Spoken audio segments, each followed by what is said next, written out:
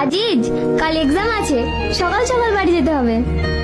আরে রাখ তোর এক্সাম, এই তো কেবল 9টা বাজলো, এখন এনজয় ও অনেক বাকি। আয় শাহিন, খেইলে এই চ্যাপ্টারটা শেষ করেই খাবো, ভালো রেজাল্ট করতে হবে না?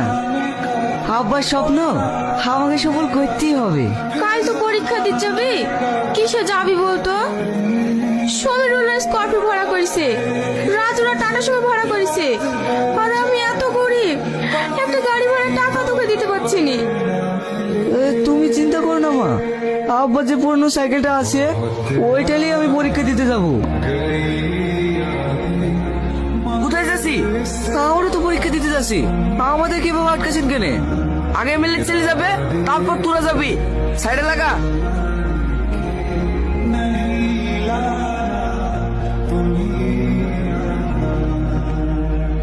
আসুন আসুন, ভিতরে আসুন।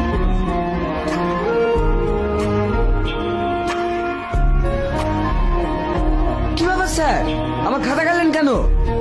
চুপ! এখানে পরীক্ষা দেওয়া হচ্ছে না ফাজলামো করা হচ্ছে? আমি তো পরীক্ষায় দিচ্ছি, আপনি খাতা কাটলেন কেন? পরীক্ষার হলে বই দেখে দেখে লেখা হচ্ছে, বেরিয়ে যা পরীক্ষার হল থেকে।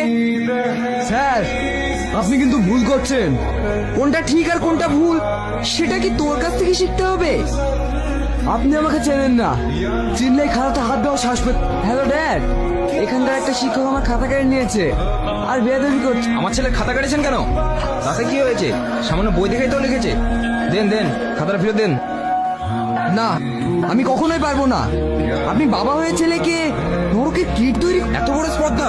আপনি জানেন আমি আপনার কি করতে পারি? হ্যালো সুদীপ্ত, আপনি এক্ষুনি বালুমাটি হাই স্কুলের সেলিম স্যারকে ট্রান্সফার করার ব্যবস্থা করুন তো। স্যার, দুঃখ করবেন না, এই দেশে আর কিচ্ছু হবে না রে।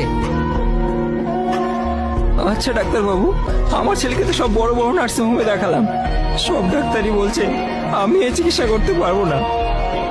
তাহলে কি আমার ছেলেকে বাঁচানো সম্ভব না?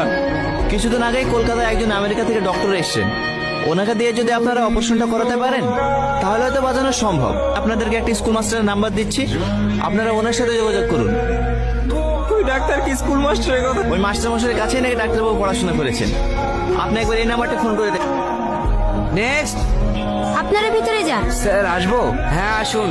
হাই তুমি? মাস্টার আপনি? হ্যাঁ আমি। চিনতে পেরেছেন তাহলে?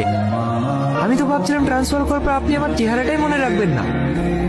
আমাকে ক্ষমা করে দিন মাস্টার মশাই, সেদিন যদি আমি আপনার কথা শুনে আমার ছেলেকে সঠিক শিক্ষা দিতাম তাহলে আজ আমাকে এই দিনটা দেখতে হতো না। সেদিন